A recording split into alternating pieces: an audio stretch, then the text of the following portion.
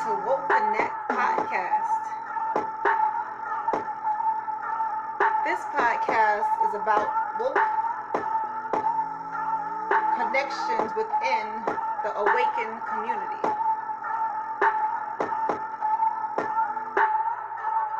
In this podcast, I'll be discussing connections about relationships, family, work, and connections within the community and tribe.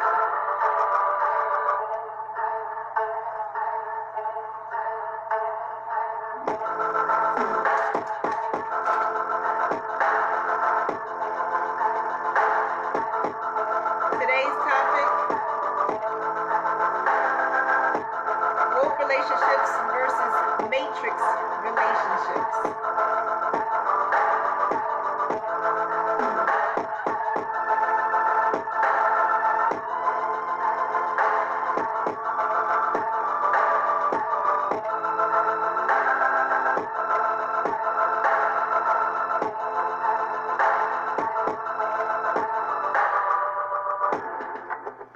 Welcome.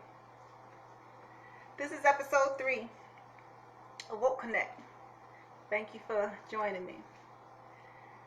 So let's get right into it.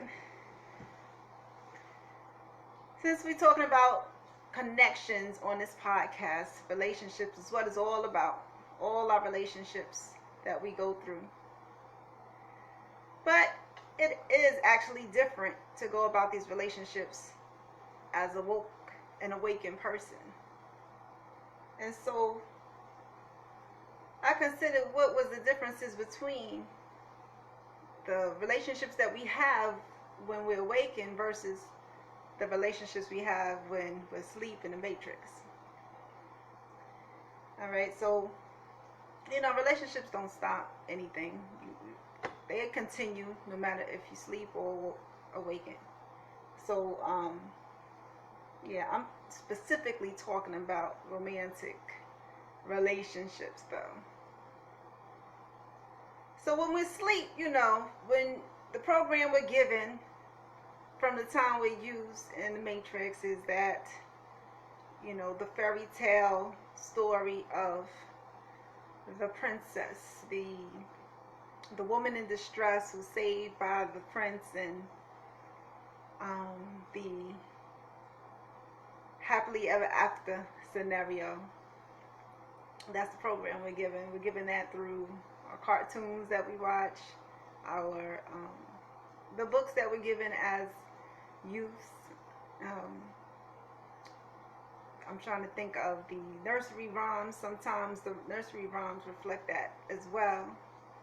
Some of our songs that we sing as kids also, reinforce this program. And of course our community also encourage the program as well, because they have been given the program as well, so they pass it along to us. So we all want that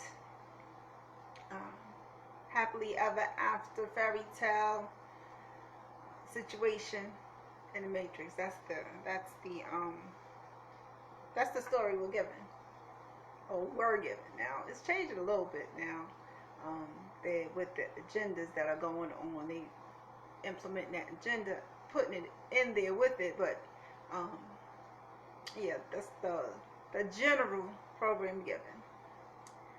So the matrix relationships are, that's where our ideas come from with that. And with that, we go into relationships hoping for the fairy tale. Alright? So as far as being awakened though, most of us don't awaken until we're older. Some of us a little sooner than others. Some of us have our awakening in our teenage years, and some of us it's later. And so, but we all get on this path and we learn things and we grow as people, and the difference comes in when it comes to relationships is that in many woke situations, woke people, awakened people, they get into the connections of it all. They want to vibrate with another person. It's not just about the physical. It's not just about what we see in the fairy tale. It's about the connection. Um, so awakened people, they want that emotional connection, that spiritual connection, that mental connection, and that physical connection. So it's a more deeper connection that is sought after with awakened people. Going back to the matrix relationships, so a lot of it is based off of appearances. Now, I'm not saying it pertains to everybody, but we sleep, we're not thinking about anything but the fairy tale, and we go by appearances in the matrix mostly. What does the other person look like? Some people get deeper than that, but sleep in the matrix is usually about appearances. It may be a little bit dense of a relationship also. Not much depth to it. Again, the matrix is just about the fairy tale and who we think can give us the fairy tale, going off of looks mostly, and maybe we're thinking about what the person makes as income wise. Maybe we're thinking about what the mother looks like. And I'm just speaking in general terms, so y'all know what it pertains to women when they talk about the income usually. And for the men, maybe they're looking at what does a mom look like? What am I getting into based off of what the mother looks like? So it's about appearances, and it's not a lot of depth to it sometimes. I'm not going to say all the time. Like I said, this doesn't pertain to everybody. I'm just talking in general. Now we go back into the woke relationships. You got those connections that are sought after. First is about the energy. It's about the energy that you feel from that person. Like the relationship can't even get off the ground if there's not a vibration that's shared, an energy that's shared. So, and then they're looking for those connections that are, the emotional, the spiritual, the mental connections. And so it's rather a much more deeper sought after relationship between woke people. Right? And going back to the matrix relationship now with that, and I have to remind everybody, I'm recently awakened myself, so I'm talking from experience as well. With that, in matrix relationships, they tend not to last long. Again, in general terms. And I think, my personal opinion is because of it not being a strong, built on a strong foundation, because it's based off of the wrong things, based off of looks, it's based off of money, what people have, instead of what's inside of a person. And so a lot of times these matrix relationships don't last long. Okay. When you go to the woke relationships, I think it's more potential of it lasting longer. I'm not saying it pertains to everybody, but there is a potential of it lasting longer. Now, when you get to awakened people are looking for all those connections, and a lot of awakened people are looking for that twin flame, or looking for their soulmate. Awakened people know that people are affected in many ways, and I think this is one of the main differences between woke relationships and matrix relationships is when it comes to things going wrong, arguments, disagreements, life happening, that in matrix relationships, those tend to be the things that break the relationship. While in woke relationships, awakened people know that people have to have different things that they go through. There's the shadow side we have to deal with and face. We have to worry about being balanced and aligned in our chakras. And we know about karmic relationships, and it's a whole array of things you know about as awakened people that makes being in a relationship, them being more open to when things happen and things going wrong and arguments and disagreements and life happening. Awakened people know about a lot more things that will keep them together rather than pull them apart, in my opinion. And so I think that's one of the biggest differences as far as which relationship and how long it lasts. Yeah, so, and again, I got here that the matrix relationships tend to end easily. Again, I think it goes back to the same thing. It's about what the foundation is not built off of things that are strong. The awareness of things that's not there.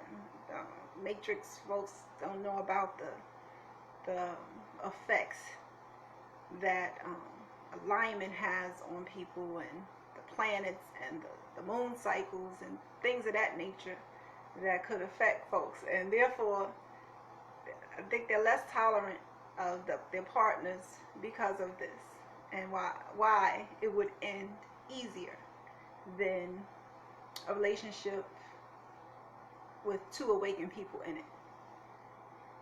Okay. Yeah, so those are the general things, and then I have one here. Happily ever after. Okay, that's what we are taught. That's the program we're given in the Matrix. Happily ever after. Awakened people know that that's really not a thing.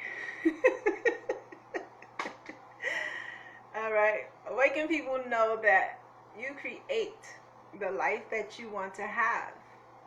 So happily ever after is a fairy tale that's given in the Matrix, and awakened people know that if you want happily ever after, you have to create it, and there's work that has to go in it. It's not something that just happens and out the blue, and just because. It's something that has to be worked on. You're both working on your shadows. You're both working on your alignments. You're both working out different energies and vibrations, and all of that goes together. And what you all are searching for and seeking as being in a relationship together. And awakened people are aware of these things. And so for awakened people, they know that they have to create their happily ever after. Okay? And so that's my take on relationships, woke relationships versus relationships in the Matrix. I would love to know your opinion about it. So feel free to contact me. I'll have this on YouTube, so you can go to the comments on Facebook or YouTube and let me know what you think. And you can leave me a message on the podcast site as well. But I would love your input on what you think about woke relationships versus matrix relationship. Have you had any significant differences that you've seen since you've been awakened? And what used to happen when you were, sleep in the matrix? And what was it? Is it good or bad? I think that there may be some instances out there where you have some bad, maybe it's not as good as it was in the matrix because the awareness wasn't there, Ignorance is bliss, right? So maybe that was a reason for things to go better in your matrix relationship rather than in your awakened relationship. But let me know. And on that note, that's going to end this episode. Thank you for joining me, listening, and sharing. Please don't forget to subscribe, like, and share. And I'll be bringing you another episode tomorrow. All right? Once again, this is Woke Connect. And I want to wish you all a good day or night, or wherever you are in the world. Have a good one. So, Woke Nation, our third eyes are active and we're ready. So go in love and spread it around. This has been Woke Connect.